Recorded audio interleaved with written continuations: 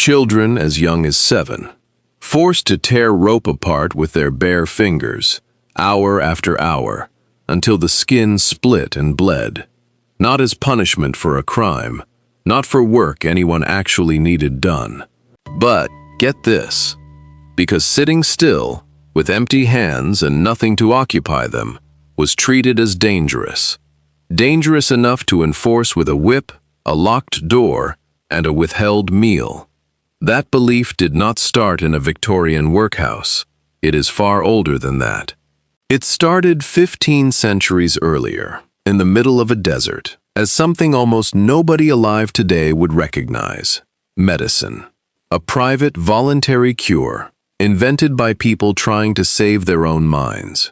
Stay until the end, because you are about to watch that cure travel 1,500 years, mutate into a weapon, and land, quietly, invisibly, in the guilt you still feel every single time you try to do nothing at all. Before there was a word for it, there was only the feeling.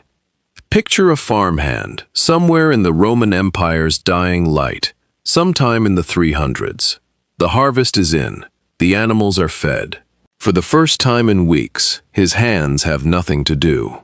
And instead of relief, something closer to dread shows up. A heaviness with no object, a restlessness that makes the afternoon feel like it has stopped moving.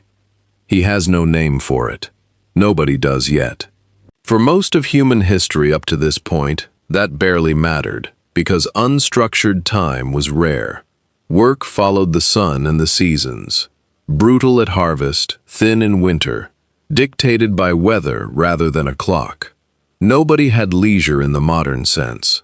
What they had, at best, were gaps. A slow week between planting and growth. A stretch of bad weather that kept everyone indoors. Those gaps were tolerated, even welcomed, because they were temporary and explainable. Nobody needed a philosophy of stillness when stillness never lasted long enough to become a problem. Go east, into the deserts of Egypt, to the scattered communities of Christian monks who had fled the cities to live alone with their thoughts. And their thoughts, it turned out, were the problem. These men had time in a way almost no one else in the ancient world did. No harvest, no trade, no family to feed, just hours, stretching out flat and empty in front of them, day after day, in huts made of mud brick under a punishing sun. It was, by the standards of the 4th century, an almost unimaginable luxury. It broke people anyway. They started reporting the same strange affliction. Independently, in letter after letter, monastery after monastery, with no way to compare notes across hundreds of miles of desert. Not sadness exactly, not simple exhaustion, a specific, crawling discomfort that hit hardest around midday, when the sun was highest and the shadows shortest. A sense that the hour would never end, that the work they'd chosen no longer meant anything, that somewhere else, anywhere else, life must be happening without them. Monks described walking out of their cells for no reason and back in again, staring at the door as if someone might arrive, counting how much daylight was left before they were permitted to eat, then counting it again 10 minutes later. Some abandoned the monastic life entirely, walking back toward the cities they'd sworn off years before, unable to explain what had driven them out except that staying still had become unbearable. It took decades for anyone to treat this as a distinct condition rather than a simple weakness of character. The Desert Fathers were not moralizing about laziness the way later centuries would. What they were describing, in their own letters and sayings, was closer to a diagnosis, a specific, repeatable pattern of collapse that hit people with unstructured time and no external pressure forcing their attention anywhere. It had a rhythm, arriving at roughly the same hour each day. It had triggers, worsening on days of extreme heat or complete isolation, and it responded, they noticed through years of trial and error, to certain interventions and not others. Talking about it didn't help. Praying about it, on its own, didn't help either. Some monks reported the affliction growing worse the longer they sat still with scripture in their lap. Something else was required. Something physical. Something with their hands. This decision seemed small at the time. It was not. What most people never realize is that this affliction wasn't treated as a moral failing at all, not at first. It was catalogued.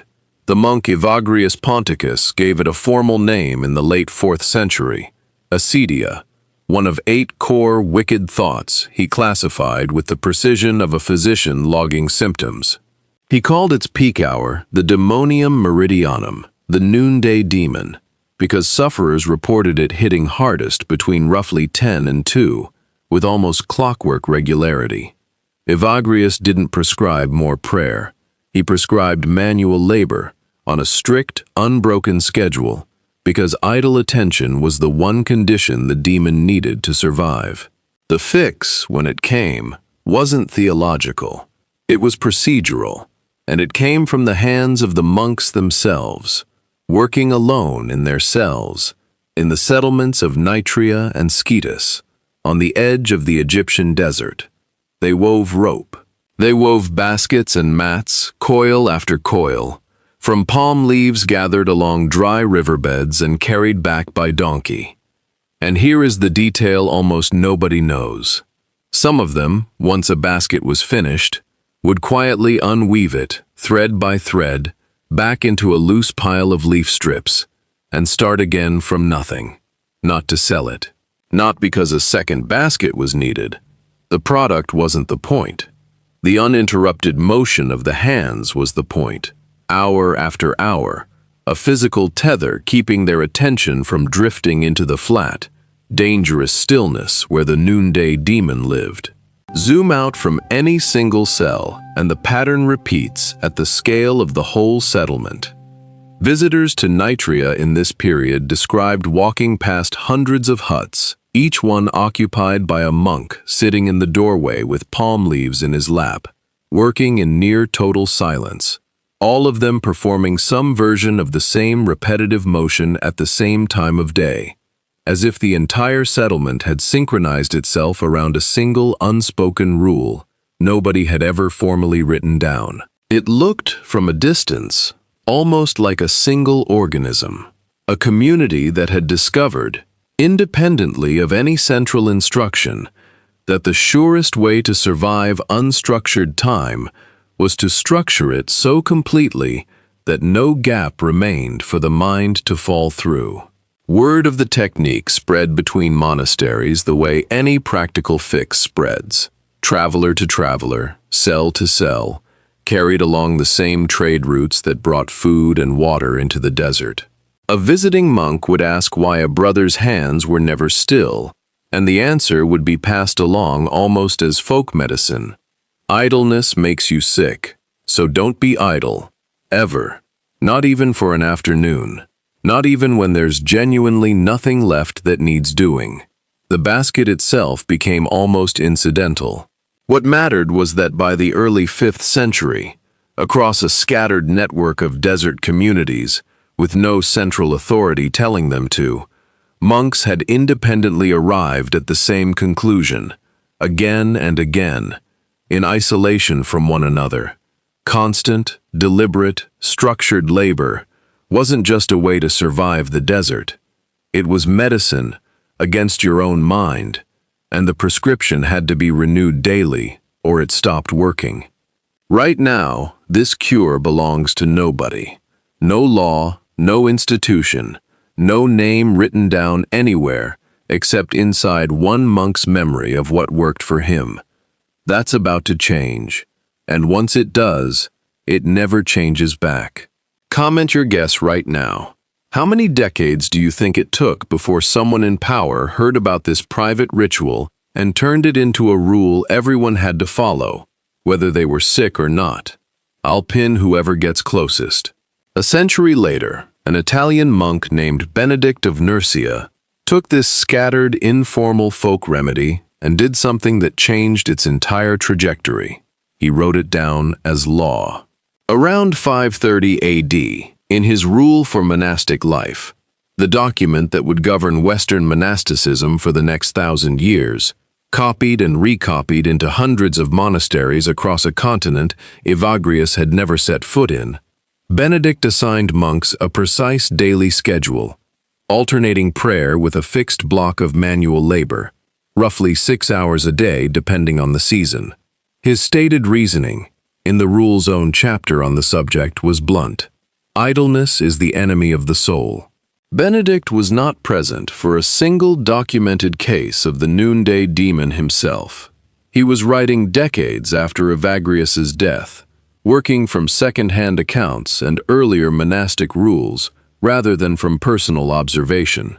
Notice what happened in that single administrative choice, made by a man solving a problem he had only ever read about. A personal, symptom-specific coping mechanism. Unweave the basket, keep the hands moving, outlast the demon until sundown, stop the moment the feeling passed, had just been converted into an institutional obligation, applied uniformly to every monk in every monastery that adopted the rule, regardless of whether that particular monk personally suffered from acedia at all. A healthy monk with no symptoms and a monk in the grip of the noonday demon were now handed the identical 6-hour schedule. The diagnosis had been quietly dropped from the prescription. This is the seam almost nobody notices when they hear the phrase, "today." The cure had become the rule, and the rule, once it existed on paper, no longer needed the original illness to justify itself. It simply needed to be followed. Across the monasteries of medieval Europe, generations of monks who had never once experienced the specific midday collapse Evagrius described would nonetheless spend 6 hours a day in the fields or the scriptorium, told that this was for the good of their souls. The medicine had outlived its patient, and it would keep outliving new patients for the next 1,400 years, spreading far beyond any monastery wall Benedict himself ever saw. By the late medieval period, the specific, almost medical concept of acedia had been folded into something much blunter. Sloth, one of the 7 deadly sins, stripped of its psychological nuance and repackaged as simple moral failure. The noonday demon that Evagrius had described with such clinical care, with a name, a peak hour, a set of known triggers, became, in the hands of later theologians, just another word for laziness. And laziness, unlike a demon with a schedule, was something you could punish, publicly, in front of a congregation, without needing to understand it first. England's poor laws, beginning in the 16th century, criminalized unemployment outright. Able-bodied people without work were classified as sturdy beggars, a legal category distinct from the deserving poor, and could be whipped through the streets, branded on the chest with the letter V for vagrant, or forced into labor at the discretion of local magistrates. A 1547 statute went further still, permitting a vagrant to be legally enslaved for 2 years by whoever reported them to the authorities, fed on bread and water, and made to work by whip if necessary. The statute was repealed within 3 years for being unworkable, but the underlying instinct, idleness as something the state had a right to physically correct, did not disappear with it. Protestant reformers took the moral framing and sharpened it into an entire worldview. Idle time wasn't just spiritually risky anymore. It was evidence. Evidence of a weak character, an unconverted soul, a person who might not be numbered among the elect in a theology where salvation could never be fully confirmed and had to be constantly, visibly performed instead. Communities began treating conspicuous busyness as a kind of public proof of inner virtue, and conspicuous stillness as a kind of public confession that something was spiritually wrong with you. Zoom in on a single household in this period, and the pressure is almost claustrophobic. Diaries and sermons from the era describe parents assigning children constant small tasks specifically to prevent unsupervised free time: spinning thread, carding wool, memorizing scripture, on the explicit theory that a child's idle hour was an open door for corruption to walk through. A child caught simply sitting, staring out a window with nothing in her hands, could be treated as a household emergency, requiring immediate correction, not because anything had gone wrong yet, but because something now plausibly could. Zoom back out, and the same logic was scaling up into national policy at exactly the same time, in the same generation, without any coordinated plan behind it. Workhouses spread across England and later the American colonies, built specifically to remove the option of idleness from anyone who couldn't afford to reject it.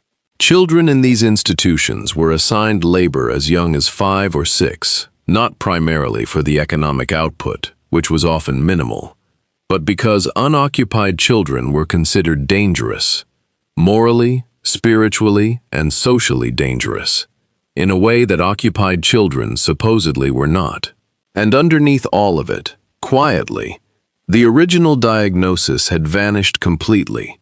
Nobody was asking anymore whether a person's stillness came from exhaustion, grief, illness, or simple lack of opportunity in a shrinking economy. There was only one explanation left on offer, applied indiscriminately to the unemployed, the sick, the grieving, and the genuinely lazy alike, and it fit neatly on a plaque above a workhouse door: idle hands. Which brings the story to a rented room in Stoke Newington, London, in the year 1715, and to a sick man who could not stop working, even when his own body was failing him. Isaac Watts had chronic health problems for most of his adult life: smallpox scarring in childhood, a nervous condition that left him bedridden for stretches of months at a time, migraines severe enough to end his preaching career almost entirely by his 40s. He never married.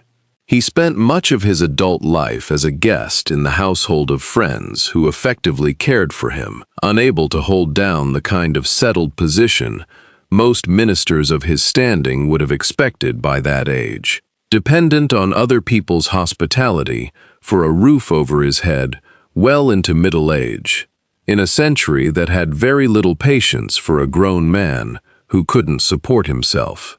He also had every reason to feel locked out of respectable English society by birth. As a dissenter, raised outside the Church of England, he was barred by law from attending Oxford or Cambridge, the only realistic path to a recognized academic or clerical career at the time. As a hymn writer, he was working in a genre the Anglican establishment considered close to heretical. Congregations were expected to sing only scripture, word for word, set to melody, and the idea of singing verses composed by a living, ordinary man struck many contemporaries as presumptuous at best. He published anyway. Watts released Divine Songs for Children in 1715, betting that simple, memorable rhymes could do something a sermon never could: get inside a child's head early enough and repeat often enough to shape it permanently before the child was old enough to argue back. His bee poem, officially titled Against Idleness and Mischief, reached for an image every child already knew from the garden or the hedgerow. Bees look busy. Bees are useful. Bees, unlike people, apparently never sit still, and nobody has ever accused a bee of moral weakness. The poem didn't argue the case for constant labor the way a sermon would, with logic a child could push back against. It just made constant labor sound natural, tuneful, and obviously good, sung in unison, by children too young to interrogate the reasoning underneath it. It worked better than Watts could have imagined, and it worked precisely because it bypassed argument entirely. The hymn became a fixture of English-language childhood for the next 2 centuries, memorized in schoolrooms on both sides of the Atlantic, recited by parents at bedtime, printed in one primer and readers after another, so thoroughly embedded in the culture that by 1865, Lewis Carroll could parody it in Alice in Wonderland, swapping the busy bee for a lazy, grinning crocodile, and every reader in England would instantly recognize exactly which poem was being mocked without needing the reference explained.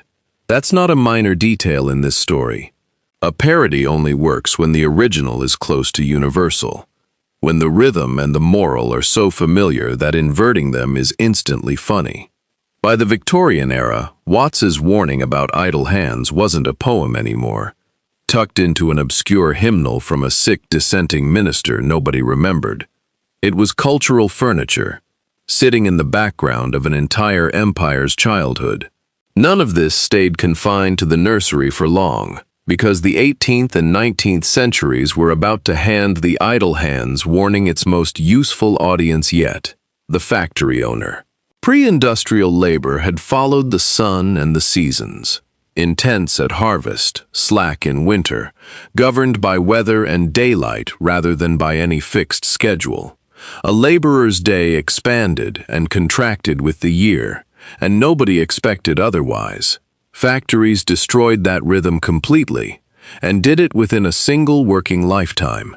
They needed workers who showed up at the same hour every single day regardless of season, performed the same repetitive motion for 10 or 12 or 14 hours straight, and did not question why the pace never slackened the way it used to in November. That kind of discipline is expensive to enforce through supervision alone. You'd need an overseer for every worker, watching constantly. Moral language about idleness turned out to be an almost perfect substitute, cheaper than surveillance, more durable than a rule book. Because a worker who has fully internalized the idea that idle hands are dangerous will supervise himself, for free, for the rest of his life, and pass the same instinct on to his own children without anyone from the factory ever needing to say a word. Nobody thought this needed solving. It turned out everyone needed it solved, just not in the way anyone admitted out loud. Zoom in, and it looked like individual sermons, individual pamphlets, individual factory rule books, each written for its own local reason. Zoom out across the whole of industrializing Britain, and it looked like something closer to a coordinated campaign, even though no one was coordinating it. Factory owners and moral reformers, who might otherwise have had almost nothing in common, found themselves in remarkably convenient agreement. Idle time bred vice, the reformers said. Idle time bred crime, the magistrates agreed.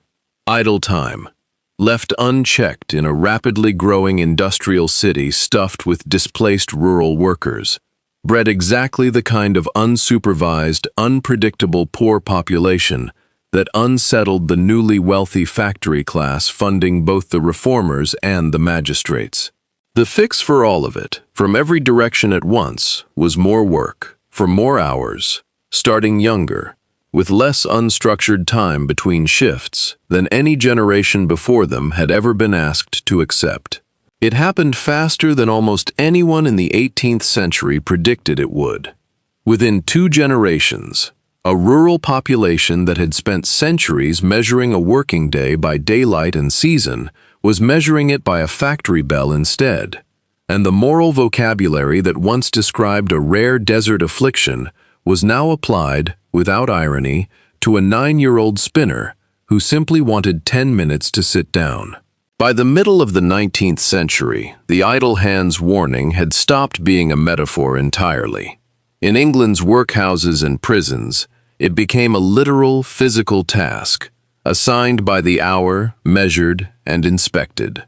Inmates were handed old tarred navy rope, cut into set lengths, and told to pick it apart strand by strand into loose fiber called oakum, a slow, repetitive process done entirely with bare fingers, hour after hour, until the fingertips cracked, blistered, and eventually bled through the coarse fiber and the tar residue. Daily quotas existed and were strictly enforced, recorded by the pound in ledgers kept by workhouse masters. A healthy adult male in a workhouse might be required to pick several pounds of oakum before he was allowed his ration of food, and a failure to meet the quota could mean going without dinner entirely, regardless of how raw his fingers had already become. The finished oakum was resold, mixed with tar, and used to seal the seams of wooden ships. Genuinely useful material, sold at a real profit to the very institutions running the workhouse. But contemporary observers and prison reformers were candid, in their own writing, about oakum picking's real function inside the system. The oakum itself was almost beside the point. The point was that idle hands, sitting motionless in a cell or a workhouse ward with nothing to occupy them, were considered more dangerous to the social order than bleeding ones. Look at what had actually happened across roughly 15 centuries, if you hold the two images side by side. Desert monks in the 300s had unwoven their own baskets, voluntarily, alone in their cells, as a private remedy for a specific psychological affliction they had diagnosed in themselves and were free to stop the moment it lifted. Now, in the 1800s, strangers working for the state were forcing prisoners and paupers, including children as young as 7 in some recorded workhouses, to tear rope apart with their fingers until the skin split, on a fixed quota, under threat of withheld food, not as treatment for anything, and not as something they could stop once the underlying feeling passed, but as punishment and deterrence, justified by a thin fragment of the same 4th century logic. The mechanism had survived 1,500 years almost completely intact. The compassion inside it had not survived at all. Victorian workhouse records describe daily routines built almost entirely around the prevention of stillness. Oakum picking, stone breaking with a hammer for hours at a stretch, corn grinding by hand, laundry work in scalding water, assigned in strict timed blocks with almost no unstructured time at all, for adults and children alike, 6 days a week. The bell that woke inmates and the bell that ended the workday were often the loudest sound in the building, deliberately so, because the moments between bells were considered the most dangerous part of the schedule. Reformers and workhouse administrators of the period argued openly, in pamphlets and parliamentary testimony, that idleness itself, not poverty, was the root problem being managed by the entire system. The logic was airtight and completely circular, in the way only a moral argument built to serve an economic interest can be. People were poor because they were idle, so the solution to poverty was compulsory labor, and any resistance to that labor, exhaustion, illness, simple refusal, was treated as further proof of the original character flaw, rather than evidence against the theory. There was no version of this system a person could argue their way out of from the inside. And something else had happened alongside all of it, quieter and much harder to find in the official records than a quota sheet. An entire population had learned, generation after generation, to treat their own stillness as a threat, without needing a workhouse wall anywhere nearby to enforce it anymore. Not a demon. Not even a sin exactly by this point. Just a vague, ambient guilt that arrived the moment the hands stopped moving. A discomfort with no name attached to it, that felt, to anyone living through it, exactly like a personal failing, rather than what it actually was. The end product of 1,500 years of institutions, each one building on the last, constructing tools specifically designed to make stillness feel that way. Children who grew up inside or beside this system carried it out with them into ordinary working-class life, long after they'd left the workhouse gates behind. Parents who had themselves been raised on quota sheets and timed labor blocks passed the same low-grade vigilance on to their own children, without ever consciously deciding to a flinch at the sight of a child sitting still too long, an instinct to hand them something to do before anyone had to say why. Nobody involved thought of themselves as continuing a 4th century monastic remedy. By this point, almost nobody remembered that the remedy had ever existed in the first place. Right now, that oakum is just old rope, torn apart in a workhouse 2 centuries ago, forgotten. But it doesn't end there. That same rope is about to travel somewhere you don't expect, straight into your life, today, in a shape you've probably never noticed before. If you want to see exactly how a Victorian punishment turned into the guilt you feel doing nothing on a random Tuesday, subscribe now, because that connection is coming up next, and it's the part of this story almost nobody ever gets shown. The oakum sheds are gone. The last English workhouses were formally shut down in 1930. But walk into almost any office in almost any city today, and the underlying architecture is still standing. It's just been renovated, given better lighting, and rebranded. Consider how many stops the phrase has made since. In American schoolrooms of the early 20th century, "Idle hands are the devil's workshop" was still printed on classroom posters and recited alongside the multiplication tables, a straight, unbroken line back to a rented room in Stoke Newington 200 years earlier.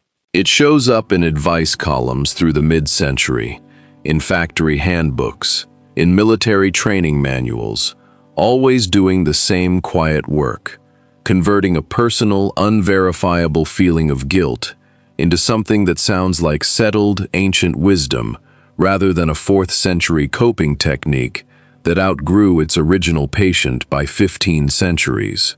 In corporate offices by the late 20th century, the same underlying belief resurfaced. Wearing a suit, busy, became a status symbol, a shorthand for importance, rather than an honest description of anyone's actual schedule. Surveys of professionals conducted in the 2010s repeatedly found that people who reported longer working hours were perceived by their peers as higher status and more committed, even in cases where their measurable output was identical to colleagues working fewer hours. The old moral weapon had simply changed uniforms. An entire industry grew up around eliminating unstructured time almost completely. Productivity planners, focus apps, optimized morning routines, 5 a.m. wake-up challenges, an endless stream of content promising to help you reclaim every idle minute of your day and convert it into something measurable. The language of that industry, if you listen closely, is almost indistinguishable from a Victorian workhouse pamphlet. Don't waste a moment. Don't let time slip through your fingers. Protect your hours from anything that isn't producing something. Nobody selling a productivity app in the 2020s thinks of themselves as a descendant of a 19th century workhouse administrator, and the comparison would probably offend them. The lineage runs there anyway, underneath the branding, largely unexamined, waiting for anyone who bothers to trace it back far enough. Meanwhile, in a much quieter corner of the culture, clinicians and researchers studying rest, attention, and burnout have spent the last few decades slowly rebuilding something very close to what Evagrius Ponticus was reaching for in the 4th century, 1600 years before any of them had heard his name. The idea that unstructured stillness isn't a moral vacancy at all, and never was, that it's a distinct psychological state with its own causes, its own patterns, its own genuine needs, deserving something closer to attention and treatment than to punishment and quota sheets. It has taken the better part of 2 millennia to argue our way back, tentatively, to roughly where a handful of monks in the Egyptian desert already stood. Go back to that room in Stoke Newington one last time.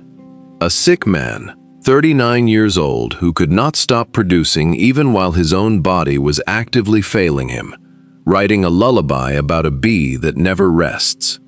For a readership of children who would spend the next 3 centuries absorbing his warning before any of them were old enough to question the logic underneath it. He thought he was writing about virtue. What he actually handed to every child who ever learned to read was closer to a labor contract, set to a nursery rhyme, with no expiration date written anywhere on the page. Somewhere between a desert monk unweaving his own basket, alone, entirely for his own sake, and a 7-year-old in a Victorian workhouse tearing rope apart until her fingers bled because a stranger had decided her stillness was dangerous to the public order. The entire meaning of the phrase turned completely inside out. What began as a private cure became a public weapon. What began as an act of self-preservation became an instrument of control, and eventually, a habit nobody remembered choosing. Think about that for a second. Next time a quiet afternoon makes you uneasy for no reason you can name. That unease has a lineage. It was built, on purpose, by people who needed you busy far more than you needed to be. The noonday demon never actually went anywhere. It just stopped having a name, a diagnosis, or a cure, and started having a deadline instead. If any part of this made you look at your own stillness differently, that itch to grab your phone the second a room goes quiet, that flicker of guilt on a Sunday afternoon when there's nothing on the list, that feeling has a name. It's 1,500 years old, and now you know it. Comment "Noonday Demon" below if you recognized it in yourself while you were watching this. Subscribe if you want the next one before it disappears into the feed. And if there's someone in your life who has never once let themselves sit still without feeling guilty about it, not once, send them this video.